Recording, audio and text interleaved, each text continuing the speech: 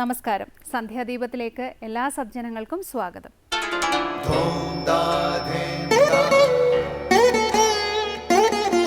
ശുഭം ഭവതു കല്യാണമായുസാരോഗ്യവർദ്ധനം സർവദുഃഖ വിനാശായ സന്ധ്യാദീപം നമോസ്തുതേ.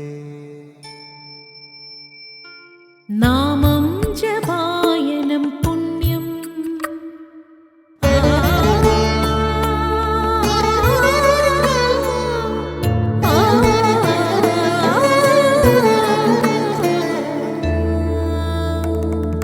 നാമം ജപായനം പുണ്യം നിരുപമദീപാങ്കുരം പോലെ സ്വരശ്രുതിലയവരമതുലം ദീവാങ്കണം മോക്ഷസംഗീതസാരം നീളും വഴിത്താരയിൽ ജീവതാരം മന്ത്രാലാപം മായാവിൻ നിൻ പ്രസാദം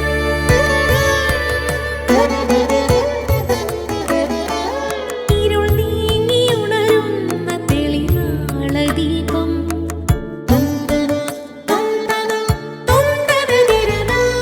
ഇരുൾ നീങ്ങിയുണരുന്ന തെളിനാളദീപം പ്രണവാമൃതം ചൊരിയുന്ന ദീപം ദീപം ദീപം ദീപം ദീപം സന്ധ്യാദീപം.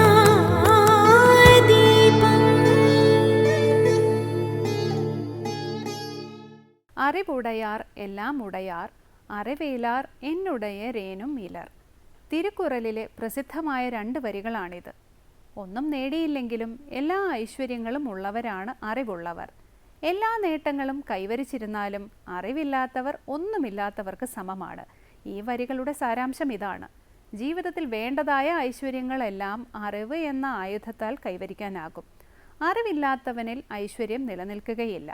അവൻ നേടിയ സമ്പത്ത് അവൻ്റെ ബലഹീനതയാൽ നശിക്കുവാൻ ഇടയാകും.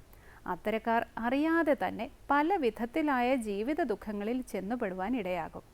വിവേകബുദ്ധിയുള്ളവർ ജീവിതത്തിൽ തങ്ങളുടെ കർമ്മങ്ങളെ നിയന്ത്രിച്ച് നന്മതിന്മകൾ വേർതിരിച്ച് എല്ലാ ഐശ്വര്യങ്ങളും നേടുവാൻ തക്ക ബോധവാന്മാരാകും. തുടർന്ന് ശ്രീ കാവാലം ശ്രീകുമാർ പ്രശ്നോത്തര രത്നമാലിക ആലപിക്കുന്നത് കേൾക്കാം.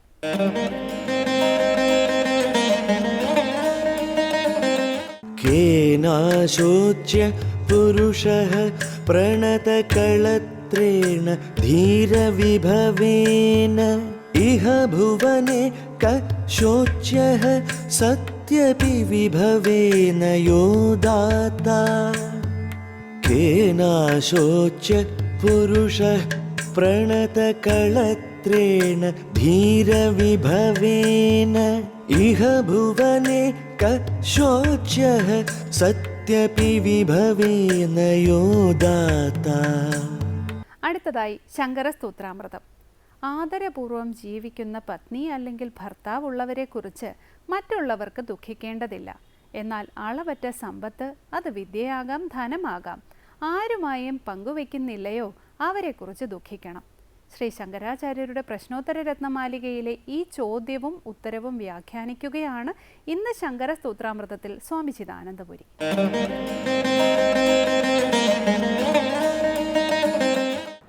ഓം ഗുരുർബ്രഹ്മാ ഗുരുർവിഷ്ണു ഗുരുർദേവോ മഹേശ്വരഃ ഗുരു സാക്ഷാത് പരം ബ്രഹ്മ തസ്മൈ ശ്രീ ഗുരവേ നമഃ. ഓം സദാശിവസമാരംഭാം ശങ്കരാചാര്യമധ്യമാം അസ്മദാചാര്യപര്യന്താം വന്ദേ ഗുരുപരമ്പരാം. പ്രശ്നോത്തര രത്നമാലികയിൽ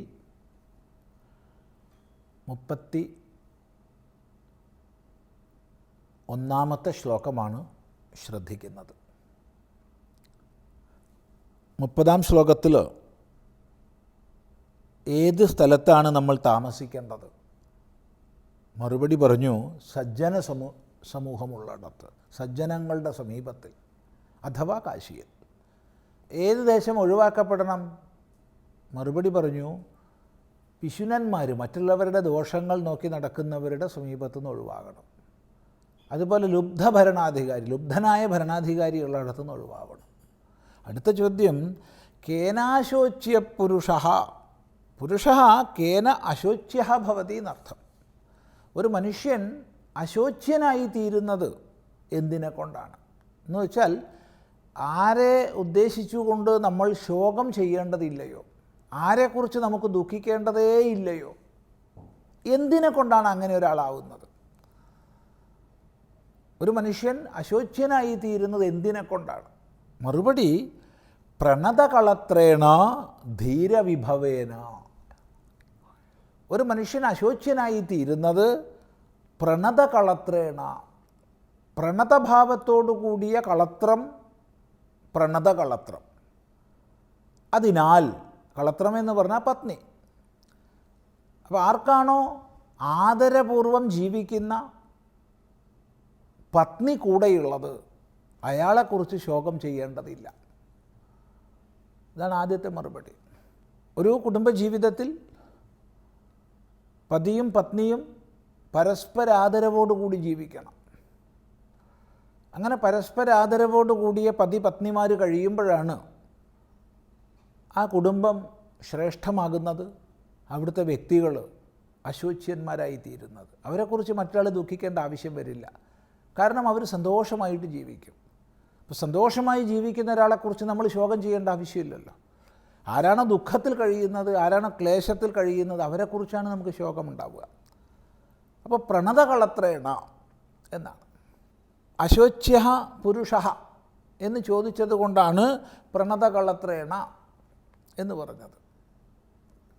ഇവിടെ അശോച്യയായ സ്ത്രീയെക്കുറിച്ചാണ് ചോദിക്കുന്നതെങ്കിൽ കളത്ര ശബ്ദത്തിന് പകരം പതി എന്നർത്ഥം വരുന്ന മറ്റെന്തെങ്കിലും ശബ്ദം പ്രയോഗിക്കണം.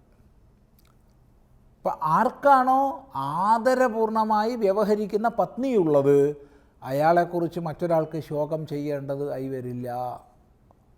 അയാൾ സന്തോഷമായി ജീവിക്കുന്ന ആളായിരിക്കും. അതുപോലെ ധീരവിഭവേന,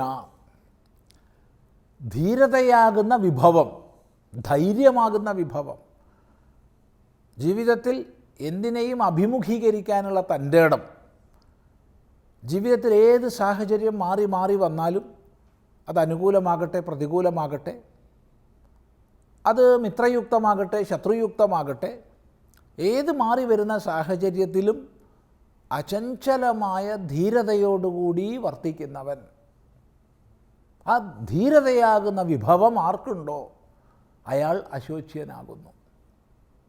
ഇപ്പോൾ താത്പര്യം വളരെ സ്നേഹപൂർണമായി ആദരപൂർണമായി കൂടെ വർത്തിക്കുന്ന പത്നിയും ധീരതയാകുന്ന വിഭവവും ആർക്ക് കൈവശമുണ്ടോ അയാൾ അശോച്യനാകും.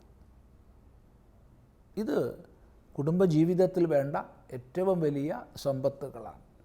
എങ്കിൽ തിരിച്ചു ചോദിക്കുകയാണ്, ഇഹഭുവനെ, ഈ ഭൂമിയിൽ, ഈ ഭുവനത്തിൽ, ഈ ലോകത്തിൽ, ഈ സമൂഹത്തിൽ, കഹ ശോച്യ, ആരാണ് ശോച്യൻ എന്ന് വെച്ചാൽ ആരെ കുറിച്ചാണോ നമ്മൾ ദുഃഖിക്കേണ്ടി വരുന്നത്, ആരെ കാണുമ്പോൾ, ആരുടെ ജീവിതം ശ്രദ്ധിക്കുമ്പോൾ നമ്മൾ ദുഃഖിക്കേണ്ടതായിട്ട് വരുന്നുണ്ടോ, അത് ആരാണ്? അഥവാ എന്തിനെ കൊണ്ടാണ് ഒരാൾ ശോച്യനായി തീരുന്നത്? ശോകം ചെയ്യപ്പെടേണ്ടവൻ ശോച്യൻ. അപ്പോൾ എന്തിനെ കൊണ്ടാണ് ഒരാൾ ശോച്യനായി തീരുന്നത്? മറുപടി, സത്യപി വിഭവേ യോന ദാദാ. വിഭവങ്ങൾ ധാരാളമുണ്ടായിരിക്കെ ദാനം ചെയ്യാത്തവനാരോ അവനെക്കുറിച്ച് നമുക്ക് ദുഃഖിക്കേണ്ടതായിട്ട് വരും. വളരെ ശ്രദ്ധേയമായ വാക്യമാണ്.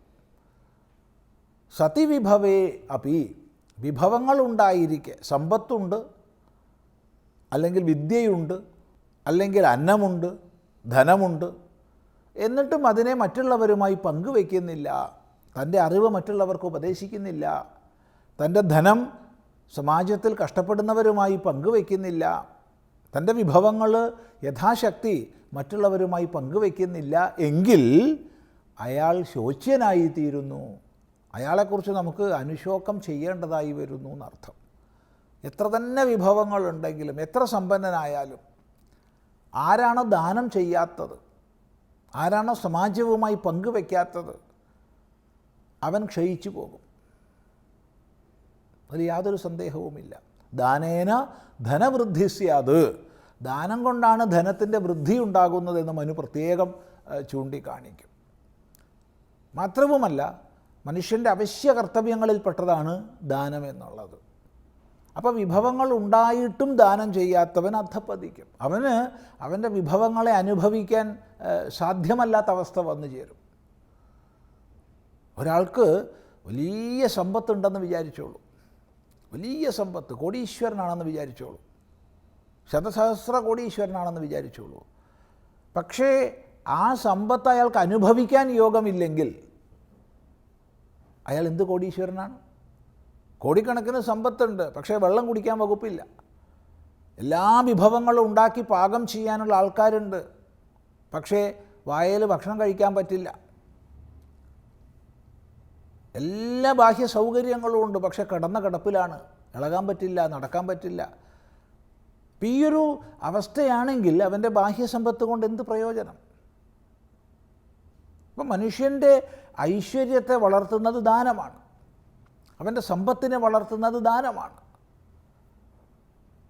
ബാഹ്യമായ നമ്മുടെ ജീവിതത്തിൽ അർത്ഥപൂർണത നൽകുന്നത് ദാനമാണ്. ദാനത്തിലൂടെ മാത്രമാണ് നമ്മുടെ സമ്പത്ത് ശുദ്ധമാകുന്നത്. എന്നിരിക്കെ സമ്പത്ത് ഉണ്ടായിട്ടും ദാനം ചെയ്യാത്തവൻ നിശ്ചയമായി അവൻ ക്ഷയിക്കും. നമ്മൾ മനസ്സിലാക്കേണ്ടതാണ്. അങ്ങനെ ക്ഷയിച്ചു വരുമ്പോഴോ കാണുന്നവർക്ക് സഹതാപം ഉണ്ടാവും. അപ്പം നമ്മൾ അയാളെ സങ്കല്പിച്ച് ശോകം ചെയ്യേണ്ടതായി വരും. അതുകൊണ്ടാണ് സത്യപി വിഭവേ നയോ ദാദാ സഹ ശോച്യ എന്ന് പറയുന്നത്. തുടർന്ന് നമുക്ക് അടുത്ത പ്രാവശ്യം ശ്രദ്ധിക്കാം.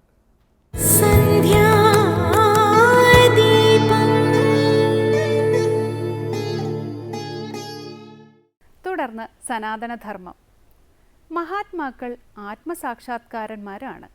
അങ്ങനെയുള്ള മഹാത്മാക്കളെയാണ് നാം പൂജിക്കേണ്ടത്. മനുഷ്യരായി ജനിച്ച അവരെ ആരാധിക്കുന്നത് എന്തിനെന്ന വിമർശനത്തിനുള്ള മറുപടിയാണ് സ്വാമി സാന്ദ്രാനന്ദ ഇന്ന് സനാതനധർമ്മത്തിൽ വിവരിക്കുന്നത്.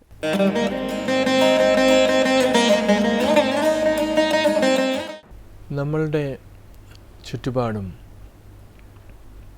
ധാരാളം സംശയങ്ങൾ ഉരുത്തിരിഞ്ഞ് വരാറുണ്ട്.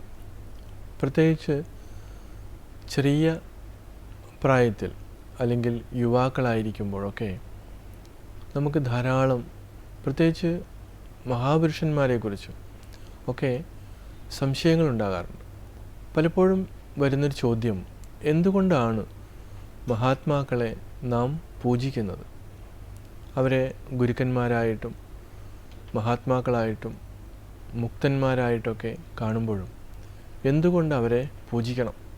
ചിലർ അത് മനസ്സിലാക്കാത്തത് കൊണ്ട് തന്നെ, പ്രത്യേകിച്ച് ഭൗതികമായിട്ടുള്ള ഒരു കാഴ്ചപ്പാടിൽ നോക്കുമ്പോൾ അവർക്കതൊരു അരോചകമായിട്ട് തോന്നാറുണ്ട്.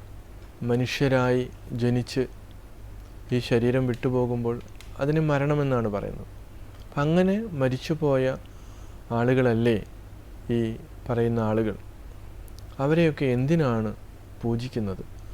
പ്രത്യേകിച്ച് ദേവതാ രൂപങ്ങളോടൊപ്പം തന്നെ അവരുടെ ഫോട്ടോ ഒക്കെ വെച്ച് പൂജിക്കേണ്ട ആവശ്യമുണ്ടോ എന്നൊക്കെ ചോദിക്കുന്ന ആളുകളെ നമുക്ക് കാണാം. പല ഭവനങ്ങളിലും നമ്മൾ ചെല്ലുമ്പോൾ പൂജാമുറിയുണ്ട്, പക്ഷേ അവിടെ നമ്മളുടെ പുരാണങ്ങളിലും നമ്മുടെ സങ്കല്പങ്ങളിലൊക്കെയുള്ള ദേവതാ രൂപങ്ങളെ അവിടെ കാണാം. പക്ഷേ ആത്മസാക്ഷാത്കാരം നേടിയിട്ടുള്ള മഹാത്മാക്കളുടെ ഫോട്ടോകൾ ആ പൂജാമുറിയിൽ വളരെ വിരളമാണ്. ഉള്ളവരുണ്ട്, പക്ഷേ ഭൂരിഭാഗവും അങ്ങനെ കാണുന്നില്ല. അപ്പോൾ ഒരിക്കൽ ഞാൻ നേരിട്ട് തന്നെ ഈ കാര്യം ആ ഗൃഹനാഥനോട് ചോദിച്ചു. അപ്പോഴാണ് അയാൾ പറയുന്നത്, ആരോ ഒരാൾ പറഞ്ഞു, മനുഷ്യനായി ജനിച്ച ആളുകളുടെ ഫോട്ടോ ദേവതകളുടെ ഒപ്പം വയ്ക്കാൻ പാടില്ല, അവരൊക്കെ മരിച്ചു പോയവരാണ്. ഇപ്പോൾ രമണ മഹർഷിയുണ്ട്, വിവേകാനന്ദ സ്വാമികളുണ്ട്, രാമകൃഷ്ണദേവനുണ്ട്, ശ്രീനാരായണ ഗുരുദേവനുണ്ട്, ചട്ടമ്പി സ്വാമികളുണ്ട്. ഇങ്ങനെയുള്ള എത്രയോ മഹാത്മാക്കൾ ഉണ്ട്. കേരളത്തിൽ വളരെയധികം അറിയപ്പെടുന്നവരാണ് ശ്രീനാരായണ ഗുരുദേവനും ചട്ടമ്പി സ്വാമികളും. അപ്പോൾ ഇവരുടെയൊക്കെ ഫോട്ടോകൾ ദേവതകളുടെ ഒപ്പം വെച്ച് പൂജിക്കുവാൻ പലപ്പോഴും പലർക്കും മടിയാണ്. മടിയാകുന്നതിൻ്റെ പ്രധാന കാരണം ഈ അറിവില്ലാത്ത ആളുകളുടെ ഉപദേശമാണ്. ഇവിടെ ആത്മസാക്ഷാത്കാരം നേടിയ വ്യക്തിത്വങ്ങൾ, ബ്രഹ്മവിത്ത് ബ്രഹ്മൈവ ഭവതി എന്നാണ് പറയുന്നത്. ഈ ആത്മസാക്ഷാത്കാരം നേടിയവർ ബ്രഹ്മം തന്നെയാണ്, ആത്മാവ് തന്നെയാണ്, പരമ്പൊരുളാണ്, ജീവാത്മാവല്ല, പരമാത്മാവാണ്. പക്ഷേ ഈ ഉപദേശം കൊടുക്കുന്ന ആളുകൾക്ക് അതിൻ്റെ മറ്റു വശങ്ങളെക്കുറിച്ച് അറിയില്ല. ദേവതകളുടെയും ഏറ്റവും ടോപ്പിലാണ്. ദേവതകൾക്കൊക്കെ മരണമുണ്ട്. പക്ഷേ ആത്മസാക്ഷാത്കാരം നേടിയ മഹാത്മാക്കൾക്ക് മരണമില്ല. അവർ യഥാർത്ഥത്തിൽ അമൃതത്വത്തെ പ്രാപിച്ചവരാണ്. അവരെയാണ് നമ്മൾ ശരിക്കും മാതൃകാ പുരുഷന്മാരായി പൂജിക്കേണ്ടത്. അവരാണ് വെളിച്ചം നൽകിയിട്ടുള്ളത്, ഇന്നും നൽകിക്കൊണ്ടിരിക്കുന്നവരാണ്. മറ്റുള്ളവരൊക്കെ അവരുടെ തലത്തിൽ നിന്നുകൊണ്ട് കുറേ സ്വാർത്ഥമായിട്ടുള്ള കാര്യങ്ങൾക്ക് വേണ്ടി അവരെ ഉപയോഗിക്കുകയും അവർ നമ്മളെ ഉപയോഗിക്കുകയും ചെയ്യുകയാണ്. പക്ഷേ യഥാർത്ഥത്തിൽ സാക്ഷാത്കാരം നേടിയ മഹാത്മാക്കൾ ഒരിക്കലും സ്വാർത്ഥതയ്ക്ക് വേണ്ടി നമ്മളെ ആരെയും ഉപയോഗിക്കാറില്ല. നമ്മൾ ഉപയോഗിക്കാം. കാരണം മഹാത്മാക്കളെ കാണുമ്പോൾ നമുക്ക് വേണ്ടുന്നത് കുറച്ച് സിദ്ധികൾ, നമുക്ക് പണമുണ്ടാകണം, പരീക്ഷയ്ക്കൊക്കെ പെട്ടെന്ന് നമുക്ക് ജയിച്ചു പോകണം. ഇങ്ങനെയുള്ള അനുഗ്രഹത്തിന് വേണ്ടിയാണ് പലപ്പോഴും പല മഹാത്മാക്കളെയും സിദ്ധപുരുഷന്മാരെയും പലരും ആശ്രയിക്കുന്നത്. അസുഖം മാറാനും അതുപോലെ തന്നെ മനഃശാന്തി. പക്ഷേ അവരൊക്കെ പ്രതിനിധാനം ചെയ്യുന്നത് ഈ ചെറിയ സിദ്ധിയുടെ തലത്തിലല്ല, മറിച്ച് അറിവിൻ്റെ യഥാർത്ഥത്തിൽ ആ അമൃതത്വത്തെ പ്രാപിക്കുവാൻ വേണ്ടുന്ന കാര്യങ്ങളെ ലോകത്തിൻ്റെ മുമ്പിലേക്ക് അവർ വാരി വിതറിയിരിക്കുകയാണ്. ഉപനിഷത്തിലെ വചനങ്ങളൊക്കെ അങ്ങനെയാണ്. അതൊന്നും ഒരു ദേവത നമുക്ക് നൽകിയതല്ല. ഉപനിഷത്തിൽ പ്രതിപാദിക്കുന്ന പ്രത്യേകിച്ച് 4 മഹാവാക്യങ്ങൾ, അഹം ബ്രഹ്മാസ്മി, തത്വമസി, അയമാത്മാ ബ്രഹ്മ, പ്രജ്ഞാനം ബ്രഹ്മ, ഈ 4 മഹാവാക്യങ്ങൾ മഹർഷിയാണ് ലോകത്തിന് പ്രദാനം ചെയ്തിട്ടുള്ളത്. അതിൻ്റെ വിശദീകരണങ്ങൾ ഉപനിഷത്തുകളാണ്. അതേപോലെ തന്നെ 4 വേദങ്ങളിലാണ് ഇത് വരുന്നത്. അപ്പോൾ അങ്ങനെയുള്ള സന്ദർഭങ്ങളിലൊന്നും നമ്മൾ ഈ ദേവതകളെ ഒന്നും കാണുന്നില്ല. അതുകൊണ്ട് ഇങ്ങനെ സത്യത്തെ വെളിപ്പെടുത്തിയ മഹാത്മാക്കളെയാണ് അല്ലെങ്കിൽ ആയിരിക്കണം നമ്മൾ പൂജിക്കേണ്ടതും നമ്മളുടെ മാതൃകാ പുരുഷന്മാരും. അത് എവരുടെയും ശ്രദ്ധയിലിരിക്കുന്നത് നന്ന് എന്ന് ഈ അവസരത്തിൽ ഓർമ്മിപ്പിക്കുകയാണ്.